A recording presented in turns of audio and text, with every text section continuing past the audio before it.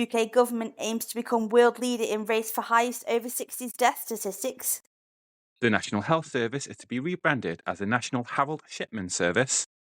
Canadian government said to be envious of UK assisted dying bill as killing off the elderly and infirmed was, quote, their thing. Welcome to the state of it.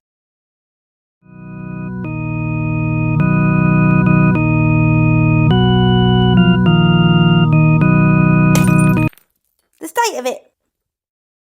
In light of the UK government's assisted dying bill. Just say euthanasia. Exactly.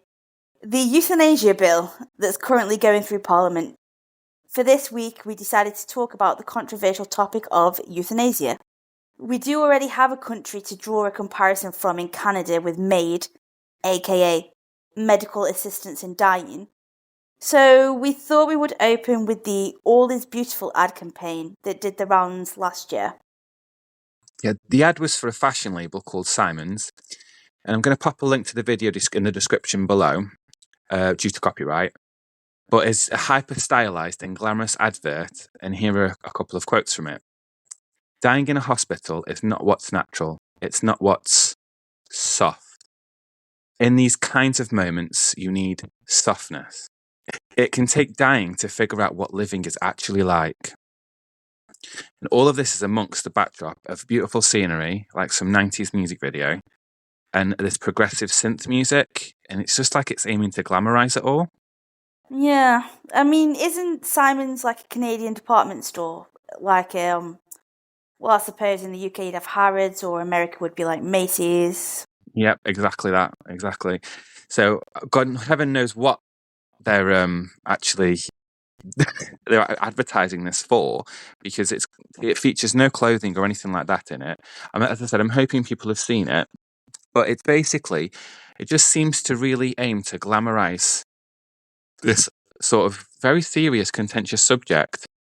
And you've seen it, haven't you? Yeah, but I can't say I understand it. I mean, I don't know what a clothing brand would be doing that. I mean, what are they trying to say? Like, make sure that you die in our clothes? Well, yeah, I mean, that in a logical sense, it would be the case. It just seems, from what I've read around the subject, that obviously with brands currently, they're all about going in for like the political message and making a huge statement thing on sort of contentious subject to get conversations flowing. But then, I mean, the ultimate thing here is it's an incredibly macabre thing to have this lady who's, making it almost like a poetic thing to do, when the reality is actually a lot more horrifying. I think there's no real dignity in death, in any death, to be honest, whether that's assisted or not. And to put, I mean, I've seen the advert. It is almost like they're aiming to do a short film to be nominated for the Oscars or something. Yeah. That's the kind of vibe it goes for. Like, I've Yeah. got no idea where the I mean, it's like the new Jaguar advert, right? Oh, goodness. At no point in that advert did I know it was for a car. No. At no point in this advert did I know it was for a clothing brand. And what a very bizarre message. Yeah. I mean, are they thinking that people are going to buy their clothes because they are for assisted dying? But yeah, very, very, very, very strange. Well, and to be honest, I don't think the message. Bland. I don't think the message should be that. Yeah, absolutely. I mean, well, the thing is, it does turn out that the woman who was starring in it, a lady named Jennifer, and who it was all about, she didn't in fact even want to die. This was according to her friends. She just couldn't access the medical treatment she needed. And so I found an article covering this from the National Post.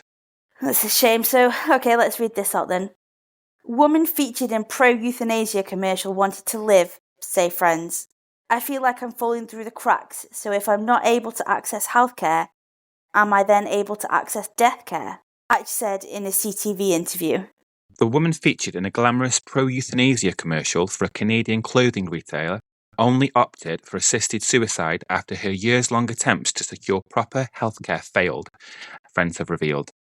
Jennifer Hatch, 37, was the central figure of All Is Beauty, a 3-minute film produced by Simons that celebrated Hatch's last days before seeking medically assisted death. Last week, CTV confirmed that Hatch was the same woman who had spoken to them in June about her failed attempts to find proper treatment for the Ehlers-Danlos syndrome, a rare and painful condition in which patients suffer from excessively fragile skin and connective tissues. I feel like I'm falling through the cracks, so if I'm not able to access healthcare, am I then able to access death care? And that's what's led me to look into MAID, Hatch told CTV in June under a pseudonym. Like more than 1 million British Columbians, Hatch was left without primary care after a family doctor moved away. And so after her Ehlers-Danlos diagnosis 10 years ago, Hatch's treatment had largely consisted of a chaotic and ineffective stream of specialist appointments, none of whom had any background in her condition. It is far easier to let go than keep fighting, she told CTV. However, BC was quick to approve Hatch's application for MAID. There were no other treatment recommendations or interventions that were suitable to the patient's needs or to her financial constraints. Read the CTV excerpt of the MAID approval issued to Hatch by Fraser Health, the health agency serving BC's Lower Mainland. Oof. That is absolutely harrowing. I have to be completely honest, it's quite distressing to read that. There was the logic and the coldness and the brutality from the judgment of how quickly it was approved at the end. It has actually just left me quite dumbstruck. I think harrowing is the right word. I mean, you can tell from what she said. She wanted to live and she couldn't access that healthcare. But when it came to death care, like you say, it was very quick. There's something fundamentally wrong with that system, I think. Yeah. I mean, that's what's alarming, and the reason I wanted to sort of bring this one up is because as much as everything currently that's happening in the UK, which we'll talk about, I'm sure, more later when we've got our own viewpoints on things like that, is all about currently just people who've got the real serious in issues where, for example, locked-in syndrome, harrowing stuff, and it's supposed to be really like that. We have to do this because this person very much needs to end their life because of so much pain, all those sorts of things. Understandable to some degree. Again, I'm sure we'll get into this more later. However, this is where it'll end up. And this hasn't even been that long. I think the MAID was introduced either in the last 2 years, possibly even a year. I know it's been a year since the advert was released. So in that period, so it would have been June last year, this 37-year-old, which we can both, can have connections with, very young indeed, has had this situation foisted upon her, wanted to live, but ultimately, it was like, oh, there's not any treatment available for her. But the one that really gets me is the fact that she hasn't got the financial means in which to do it. So they used her in a commercial. Would she have got any financial compensation for that? Would she have been able to then use that to save her life? It's clear to me that ultimately the cold decision made on her behalf of the approval of this was done so because it was too expensive. And I think that's where these things end up, especially in socialised medicine. I think it'll be much worse in the system that we've got in the UK because it's as socialised and centralised as you can get. I spent some time in Canada and they have a system very similar to the UK. They have free healthcare. So I think when she's talking about the financial means, I think she's talking about going private, which is obviously when you have to pay for that healthcare. And you can get a much quicker service if you go private. And it's just heartbreaking because, like you say, it's this huge disparity. If this person was a millionaire and she was seeking private healthcare, she would have been seen the same day probably, at least the next day. But those at the bottom, we have to deal with what we deal with. And yeah, okay, you can sort of look at it. You can look at it through those eyes if it is a privilege to have a healthcare system. Absolutely. But from a Canadian point of view, she couldn't access what she needed. But then when it came time for her to ask about dying, she accessed it extremely quickly. Exactly. And I think what I'm guessing is the most disturbing, just to extend my point to earlier just now, she had this huge retailer. I mean, Simons are like the biggest retailer in Canada. I think it's the oldest company. I just did a bit of background on it beforehand. The oldest like retail chain in Canada, right? Now, they've come across this lady who's going through this incredible suffering, a young woman of 37 years old, right? Now, rather, they have all of the financial means to get her every bit of help she could have asked for to prolong her life. Now, what they did instead is they had a couple of these directors, a vanity project and a political messaging campaign, and they basically helped her kill herself, ultimately, because they could have afforded, they could have not even sort of had a drop in the ocean of how much it would have cost them to get her the private treatment she needed. They could have said, in fact, we are opposed to MAID. We do not think 37-year-olds should be ending their life due to inconvenience, and we're going to make sure she doesn't do that. Now, that would have been a much stronger message. However, they've not done that. And what does that say about the moral fibre of these corporations? Happy to see a I agree 37-year-old completely. woman. Yeah. I agree completely. I think it's all very sinister, to be honest, especially when you take a look at it through that kind of lens. I also think it's quite sinister that the acronym is MAID. Yeah. You know, it's just like that. It just gives you the illusion that this Nice, caring maid sort of person. Yeah.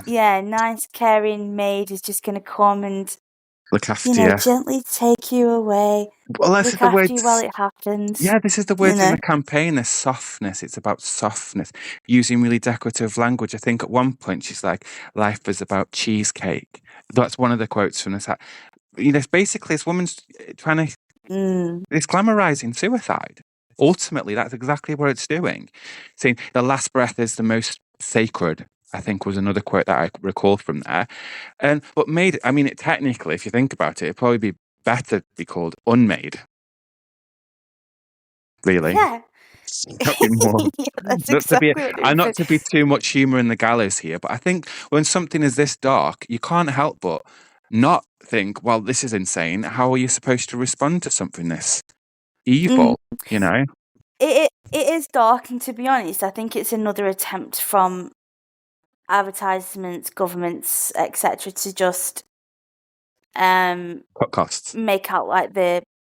Well, I just think it's to make out like the public is thick, and I Yeah. just think that everything pertains to that these days, like the warnings on, any Netflix show. A warning comes up. Be careful. People are going to be breathing in this series. Like, God forbid. And I just think this is another thing. Like, oh, they can't possibly deal with the darkness of death. So let's put a spin on it. Let's have this woman talking about cheesecake, talking about the last breath being sacred. And to be honest, I disagree with that. I think the first breath is sacred. I don't really think the last breath matters at all. No. It really doesn't. But it's all this kind of, like you say, just like niceness around the words. Because, the people watching, they're thick, they're idiots. Yeah. They're going to think this is great. Mm. And I'm sorry, but they need advertisers and governments alike and clothing, department stores need to give the public credit to see through things like that. And you know what? Maybe every now and again you'll get somebody that's really at peace with what they're doing, really, really at peace with it. But I think that's a rarity. It's just I can't quite grasp this level. I mean, something as this serious and severe as this should absolutely face a referendum. As much as I'm all for the EU referendum, for example, actually, state-sponsored euthanasia, which is a contentious bill, is requiring of a referendum as anything could ever hope to be. The public should decide if this is a direction they want to take, not a government that have been elected that they'll be out in a few years, etc. This should be the public. It's such a huge it's a huge decision that requires a heck of a lot of, support. It should be an undisputable result as to whether people want this or not. Absolutely should be a referendum. Especially when you consider that the British Prime Minister is in favour of this bill. Should it be in the hands of somebody who wants it, who's in power to just do it? It should be in the hands of the people. Yeah. I mean, the huge difference at the moment with the one in the UK is it's for terminally ill people who've been given less than 6 months to live. But I think what people are worried about, and I think what you're saying, is if we take a look at Canada, if we give that inch of terminally ill people given 6 months to live, does it then go the full mile and it's everyone and anyone who wants it? Now, the thing about people being terminally ill is there are miracles. They're very rare, hence why they're called miracles, but people can pull through it. Also, the being given 6 months to live thing, if you ask a medical professional, is a total lie. Because, quite honestly, they do not know how long you've got. But what they do is they draw on past experiences, past cases, things like that and how bad, like, let's say someone's terminally ill with cancer. They'll draw on past experiences of cancer and where the cancer is spread to determine how long they think you've got. But when they say 6 months, it is a roundabout guess, basically. It's not even an estimate. They actually don't know how long you've got. Now, I know 2 people who have been quite close to that have had cancer and passed away from it. Both given 6 months to live. In fact, that's wrong, sorry. One was given 6 months to live. One was given less than that. She was given literally weeks. Now, the one that was given weeks ended up living 18 months. The one that was given 6 months to live, she ended up living 5 years. Wow. And yes, that might be a rarity. There might be some people. I also know there was a lady I used to work with. She went into the doctor with a headache. They rushed her to A&E. They basically said, "You've got weeks to live," and she died 2 days later. Wow. Because you don't know what's going under the surface, right? But without getting too sort of personal about it, I don't understand why they would put that in the bill. So terminally ill, given 6 months or less to live, it's a complete guesstimate. And I'm telling you that all those 3 ladies that I've mentioned, every single one of them had children. One lady, she had children and grandchildren. But every single one of them, I know, wanted to live, wanted to fight till the end, went through every possible treatment that they could. And if something had come up that would have enabled them to carry on living, even if they were in as much pain as they were, and they were, you could physically see it, both of them still wanting to live. So, first of all, I do think it's quite offensive that you're going to go to the doctor at some point in your treatment. He is going to say to you, you are terminal. We estimate, again, I'm going to say a guesstimate, that you've got 6 months or less. Here's a pamphlet on someone who will help you die. Yeah. First of all, like, Wow. what? Yeah. Like, you already know that you're going to die. There's still a bit of hope in you because, that's the one human trait, is that hope that you will get through it. Even if it's 1%, it is there. And then for someone to then go, well, do you want to die even quicker? Here's a pamphlet. First of all, like I say, mind-boggling. I don't know how I'd react in that situation. But again, second of all, it's this 6 months to live thing. That's what I'm quite stuck on. Because like I say, it's just a total guess. But again, there's this reality that some people do pull through what they're going through? Yeah. Yeah. I mean, my concern as well, and this just comes to the point, right, of us that Canada and the UK are about as similar two countries as it gets, really. They're incredibly similar. They're basically linked, you know. They're still part of the Commonwealth, you know. They still have the same head of state as we do. There's a lot of manners culture is huge there as well. So the issue is really, like, they can still go down that path. You've got these people who can ultimately make this decision. Now, what's to say a particular doctor might be not a very great person and might just start giving everybody these 6 months death sentences. And then so everybody that he comes in, he say, you've got 6 months to live. If they've got terminal cancer, he could say that to anybody just so it just meets the threshold because he wants to do that. And there are people who do that. And putting them in these sorts of positions based on recent events and what's happened in Canada, I just don't think anything that's government just can't be trusted at all. Speaking of governments not being trusted, I think we've got a faking news segment coming up. Oh dear.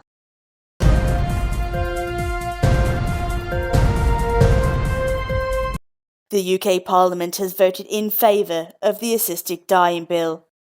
The bill will see all people from working class backgrounds dying when they turn 59.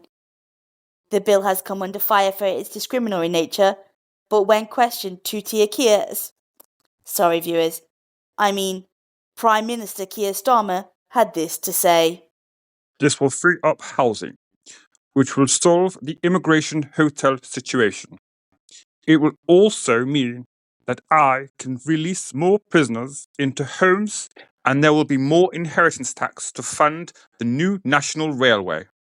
We further questioned Keir, on what would happen to the people who don't want to die and want to enjoy their pensions after working their whole lives. People won't claim their pensions or the winter fuel allowance, which means more money for my government, the NHS, and more gifts for my friends. Those who don't want to be assisted in dying will be offered assistance in dying, and those who refuse will be sentenced to death with assistance.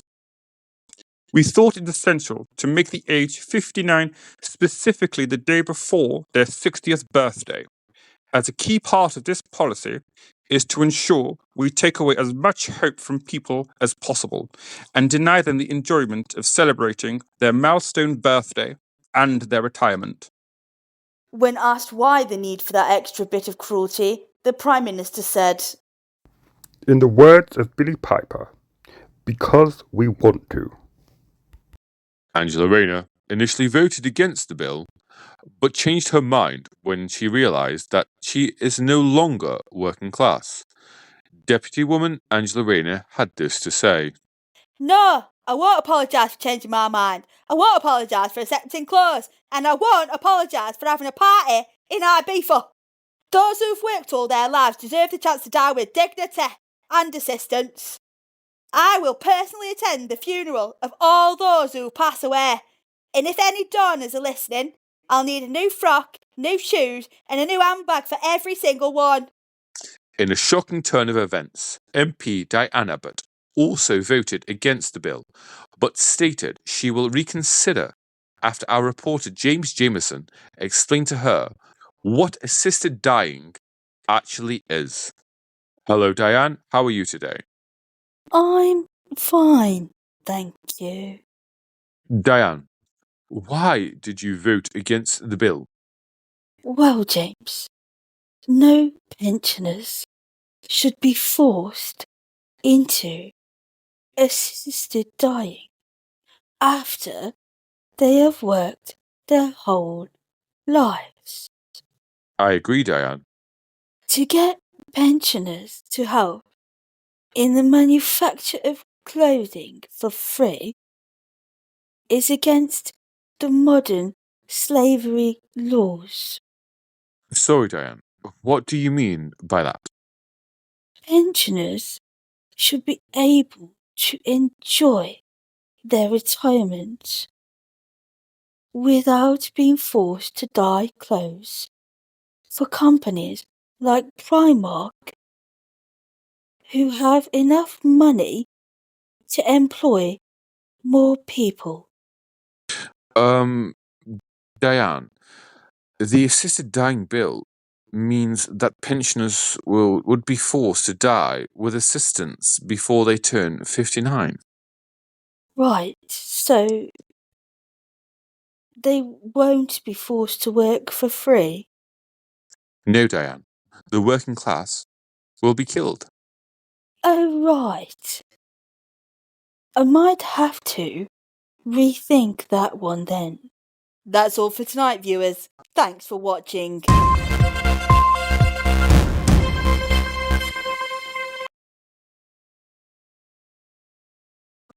Well, that seems a bit alarming. What do you think? Yeah, very. But to be honest, with the way that everything is right now, I can't rule it out as a possibility, even if it is only 1%. I mean, the whole thing with assisted dying, we touched on it before. I think that in the correct circumstances, I am for it. I do think that people have the right to choose. Honestly, I would have initially thought almost in the same manner as you. The issue that I've got is the people who are overseeing this, right? So they are reprehensible. They do not care. They do not value human life. So I wonder if if they're capable of having that sort of sacrosanct level of thinking. So to put people out of their misery. I mean, I don't know if anyone's seen the movie with Old Yeller. They take the dog out of the back and they shoot it. It just gives me those vibes. Like there's no grace in this. Like it's a cost cutting value. And as we said initially when we started this video, it becomes about cost cutting and socialized medicine because there's an expense to pay. So both of us here right now, we pay our taxes, and our taxes go towards socialized medicine, and that leads to this conclusion. Like a doctor and a judge can go, okay, you're okay to kill yourself. So if you feel sad one day, then maybe you can kill yourself. Like it just to me screams of, dystopic sadness and macabre. It's enabling things. Like you wouldn't enable an addict to do this or that. You would never do that. So why are we enabling people to say, "Oh, this is enough," and yet worse, enabling the government to choose, this government specifically to choose who lives and dies. Yeah, I see your point. I think if it goes down that way, then obviously it would absolutely need to be stopped. I think the bill at the moment, like we touched on before, is people who are terminally ill meaning that they're not going to recover and they've been given less than 6 months to live. Do those people want to have those 6 months and for that 6 months to possibly turn into more? Or have those people perhaps lived with a diagnosis for a long time and been in extreme pain and want to be able to choose to effectively end their life without doing it in some sort of manner that might backfire, I guess. I understand what you're saying. I think if it got to the point where anybody can go and do it, then it absolutely would be against that because people who with mental illness and things like that, things can get better. People can recover, all those sorts of things. But in the circumstance that it is at the moment, I would, all things considered, even with the government that we've got in at the moment, I still think that people should, if they're at that point, have the right to choose. Well, I wonder. Like, so you said something earlier about being within the 6 month time frame. Like, if that's going to be exploited, is that going to be exploited by bad actors, by people who don't have the best interests of these people at heart? Because I think what really needs to be recognized here is like we're talking about killing people. Like, that is a crime. Like, and it's a crime because we understand the morality behind that. I mean, I know, I understand that we're currently in a secular society.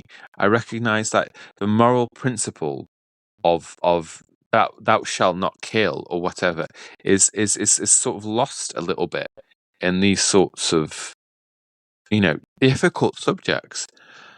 However, I'm just concerned that if that could be waylaid like it has been in Canada, I wonder what the next step is. So okay, we're just talking about this. As you stated earlier, the bill just states that it's only about the the elderly with 6 months left, right?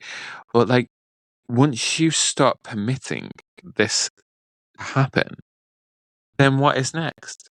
I think that's my major concern. And as Canada has proved with their made or unmade term is that power corrupts, and sometimes power corrupts absolutely, and it absolutely would with these people. I think I agree with you completely on that. I think people can be corruptible, which is why, as I say, it's so important that this gets done the right way. And if it ever went down the same route as it's gone in Canada, I think I would be dead against that, because I don't think you should have those fluffy adverts around it. In fact, it shouldn't be advertised whatsoever. I don't think it should be a thing that's in public awareness. I think it should be a private option that's given to you if you ask for it. I don't think you should be prompted with this as a decision. I don't think there should be pamphlets given to you. I think if you ask Do you for it do you think there yourself, should be then it should do come you that think there way. should be adverts on the London Underground of woman dancing, going like, "I'm going to kill myself"? Like, do you think it should be celebrated in such a manner? No, I don't. I don't think there should be advertising anywhere for it. Obviously, at the moment, they're putting the bill through, so there has to be some kind of public acknowledgement that this is happening. The public has to know whether or not it's going to go through. And to be honest, if the public want to demand a referendum on this, they should do that. So it has to be there in the public for them to know about it. But there shouldn't be adverts, and there certainly shouldn't be fluffy films. There certainly shouldn't be fluffy adverts on the London Underground. And like I say, it should be something that's presented to you only if you ask for it. So if you went to the doctors, for instance, and they said, you've been living with this condition for there's absolutely nothing more that we can do. This is the end. We estimate you've got this long. I don't think the doctor should then go, if you wish to end your life, we offer this, we can do that for you. We offer assisted dying. I don't think they should do that. I think that person should go away. If they're living in extreme pain, they've got all the ducks in the row, they've spoken to all the family and friends and had these wonderful moments, and then they decide that, right, now's the time. I've had enough of this pain. I've said all my goodbyes. And then they go to the doctor and do it. This bill could potentially have somebody who is in a dire strait to have an outlet, and the outlet at the end of their life. And this is an issue, and I don't think a bureaucrat signing papers is going to understand that complexity. Yeah, and I agree with you again. I think, like you say, at the moment, with the bill going through as it is, you wouldn't even be considered for it with mental health issues.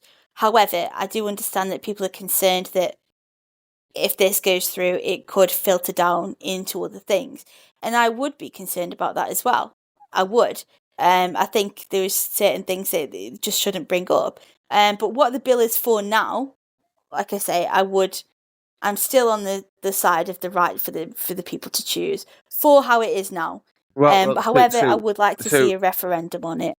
A referendum would be perfection. Like, I think with these sorts of things, the people should choose. As you said earlier, like, you know, Keir Starmer is pro this, so there's no, you know, confusion about that. He wants people to have the right to die, and you have to question why he wants that. And also, like, so, you know, to bring it back to Canada, which is how we introduced it, and how the bill is just about, you know, options and choices, and only choosing people who are old and you know, have no choice. Canada had a lady who was a quadriplegic, so she had, you know, no function in her limbs, and she wanted to be alive, and a chap came round to her home and said, "Oh, you should, you know, have you ever considered MAID?" They said that to her, and she was like, "No," and so she looked at that with horror. You know something? I'm going to put this up in the viewpoint. It's it's the inevitability of bureaucracy being involved with human life. We cannot trust the state to end people's lives in this manner. It's egregious. Maybe perhaps, you know, in the bygone times where you know, we could sort of trust people to have authority over us, that might have been great. But unfortunately, we live in a time right now where everything is divided. You know, you could have somebody in power saying, "Oh, the state wants you to die," you know, and you can have the state wants you to live. It's almost like a lottery. Yeah, I understand, and that's what I said before. Like, I would be dead against that happening. You know, someone coming round to somebody and saying like, "Oh, have you considered this?" I don't think it should happen like that. I think it should be a choice of the person, and they should be the ones to instigate it all. I think it's bizarre that you would have somebody going around and saying that. I think that's it's a terrible thing. Yeah, I think, like I say, fundamentally with how the bill is now, I would be for it. I would vote for it. If there were any amendments to it, I would have to reconsider it at that point. But yeah, that's kind of my stance on it. Well, on that lovely note, let's see what oh wait, I think we've got a call. Let's see what Charles and Camilla think about it. Oh my.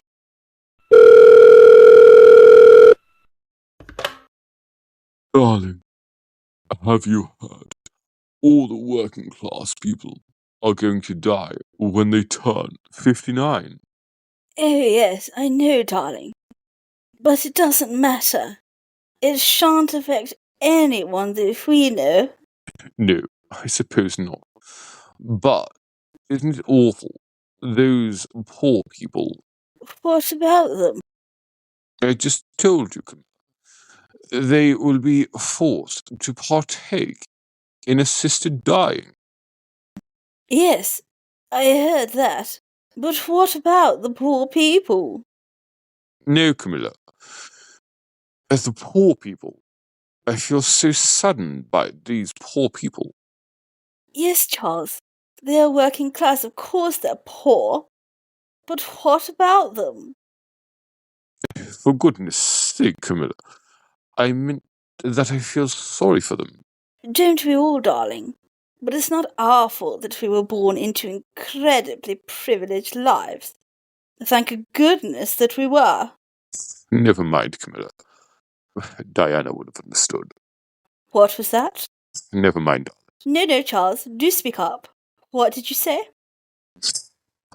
I said I love you, darling. Yes, well, I remember a time when all we did was love each other. Yes. Do you remember that one weekend in Barbados, darling? The sand everywhere.